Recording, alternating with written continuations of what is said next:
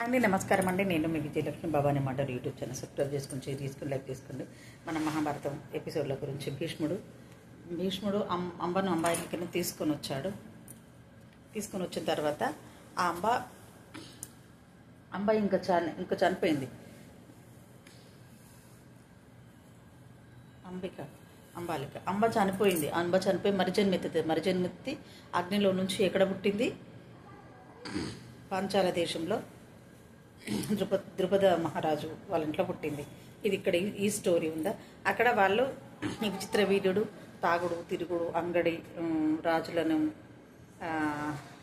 ఆడపిల్లలు చెరబట్టడం, ఇవన్నీ ఒక్కటి అక్కడికి వచ్చే రాజధర్మానికి విరుద్ధంగా చేసే పనులన్నీ చేస్తున్నాడు. చాలా చేస్తూ ఉంటే అప్పుడు చనిపోయాడు. ఇంకా ఆ ఇద్దరు భార్యలతో కలిసి జీవించిన కూడా తనకు పిల్లలు కాలేదు. కొద్ది రోజులు కాపురం చేసిన తర్వాత చనిపోతే నెక్స్ట్ ఏమైంది?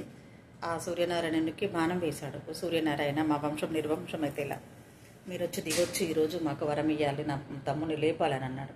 సూర్యనారాయణ, భీష్మ నువ్వు బాణాలు వేయకు, నీతో తలపడాలంటే దేవసేన దేవశక్తి కూడా సరిపోదు, కానీ శాంతించు, నీకు మనవరాన్లు నీకు అనే నీ రాజ్యాన్ని వెళ్ళే వాళ్ళందరూ వస్తారు, నువ్వు బాధపడకు అని వరం ఇచ్చి వెళ్ళిపోయాడు. కొంచెం భీష్ముడు కుదుటపడి అప్పుడు ఇంటికి వస్తే అవి తల్లి ఆలోచించుతుంది.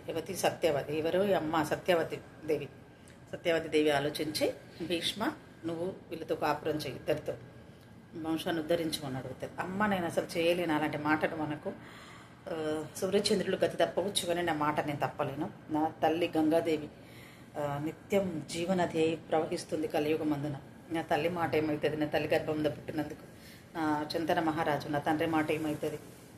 ఇలాంటి వంశంలో పుట్టినవాడిని నాకొద్దు, నేను చేయను, అది ఏమైనా కానీ అని అంటాడు. ఒప్పుకోకపోతే తన అది భీష్మ ప్రతిజ్ఞ.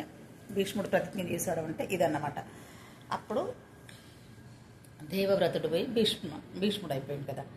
అయితే నెక్స్ట్ ఏంటి అంటే, ఇప్పుడు ఈయన చేసిన పనంతా ఏం ఆలోచిస్తారు? ఈమె వేదవ్యాసుడు తనకు ఫస్ట్ తొలి సంతానం కదా. పరశర మునికును సత్యవతి పుట్టిన వేదవ్యాసుడు పిలుస్తుంది. తలుచుకోమని వేదవ్యాసుడు ఇస్తాడు. అమ్మ నన్ను రమ్మన్న పని ఏంటి అని ఎందుకు పిలిచిను అన్న తర్వాత అమ్మ అడుగుతుంది, కొడుక మన వంశం నిర్వంశం అయిపోతుంది, నువ్వు నీ మంత్రశక్తితో ఈ తపోబలం చేత వీళ్ళకి పిల్లల్ని ఇవ్వాలి అని చెప్తారు. చెప్పిన తర్వాత సరే తల్లి నీ ఆజ్ఞ నేను పాటిస్తాను కదా అని ఇద్దరు కోడలను నా దగ్గరికి పంపించమని అంటాడు. పంపించమంటే అంబాలిక అతను ముని కదా, ముని దగ్గరికి వెళ్ళాలంటే తను వెళ్ళలేదు. మునులకు ఏముంటుందంటే శారీరక ధర్మం ఉండదు, వాళ్ళకు తపస్సు, జ్ఞానశక్తి, దైవభక్తి, కలియుగం ఇలా పుడుతుంది అంతరించుతుంది, త్రికాల జ్ఞానుడు అన్నమాట. వాళ్ళు కూడా ఏం జరుగుతుందని చూస్తూ ఉంటారు. అట్లాంటప్పుడు ఈ మునులకు శరీరం మీద ఉండదు కదా, ఏదో స్నానం చేయడం, జపాలు చేయడం, తపస్సు చేయడం, అసలు గాలి భక్షణ చేసి కూడా వాళ్ళు బతుకుతారు.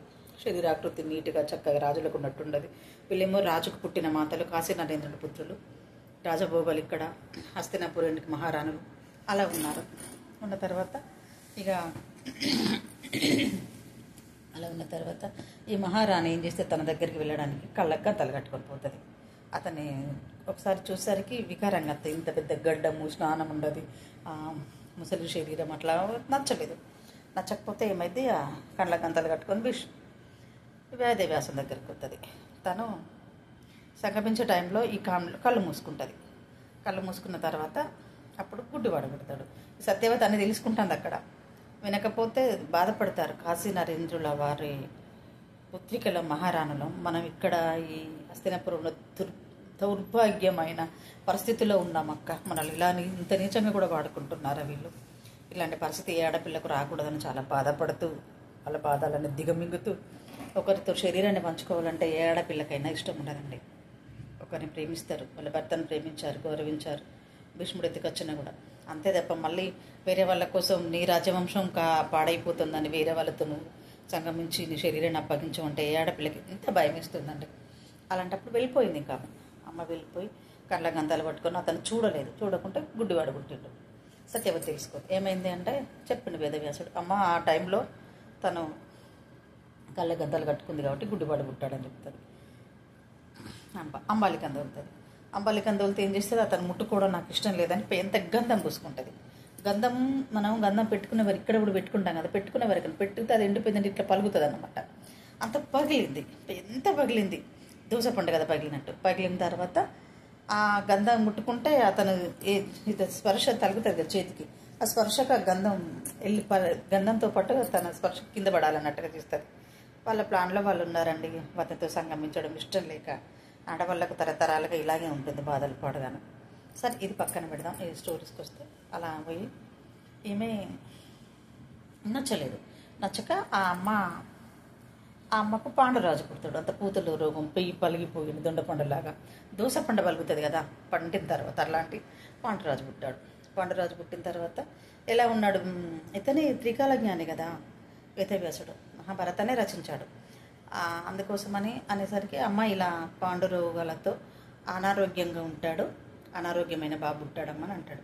అంటే మళ్ళీ ఒకరిని పంపిస్తా, నువ్వు మళ్ళీ ఒకరికి మంచి ప్రసాదించు, మంచి విజ్ఞానవంతుని శరీర ధర్మంగా ఉండే వాళ్ళని ప్రసాదించు అంటారు. అన్న తర్వాత వీళ్ళిద్దరు వెళ్ళరు, మీరు మళ్ళీ వెళ్ళండి అంటారు. ఒకసారికే మా ప్రాణం పోతుంది అత్త సత్యవతి, నీలాగా అందరితో ఉండలేం కదా మేము. తిట్టారు, ఎదిరించారు, చాలా బాధపడి కోపంగా తిట్టారు వాళ్ళని. తిట్టి కూడా ఈ ధర్మాలను మేము పాటించమని, మేము కాశీ నరేంద్రుల పుత్రులం అమ్మ, మేమెందుకు ఒకరితో సంగమించుకొని నీ వంశం కోసం మేము ఇలా చేయాలి అంటే సత్యవతి ఒప్పించి లేదా కారాగారంలో బంధించి తన ఎన్నో ఇక వంశం కోసం నా ఆజ్ఞ రాజధర్మాన్ని పాటించు అని వేడుకుంది.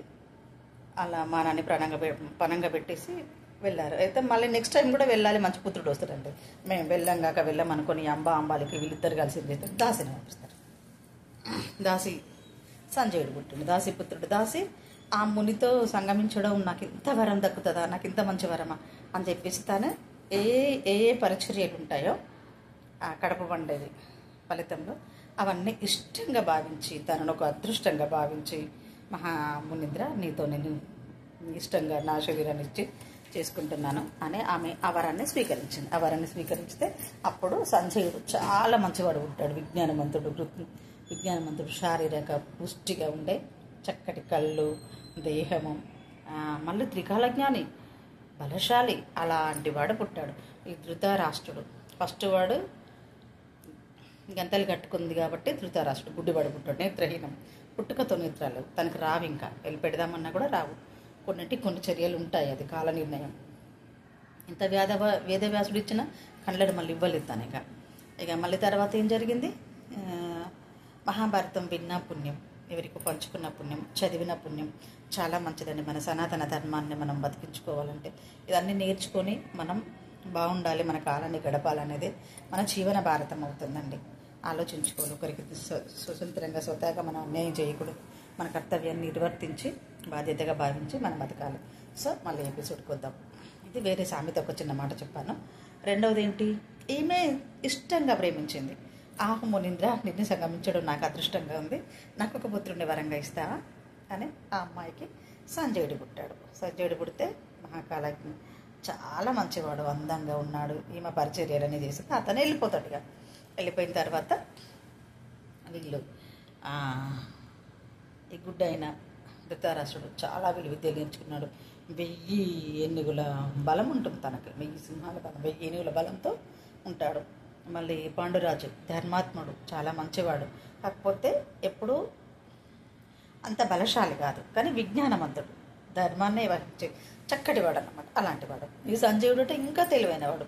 మహాభారతంలో మనం వింటేను సంజయునికి దివ్య దృష్టినిచ్చాడు ఎవరు, శ్రీకృష్ణుడు.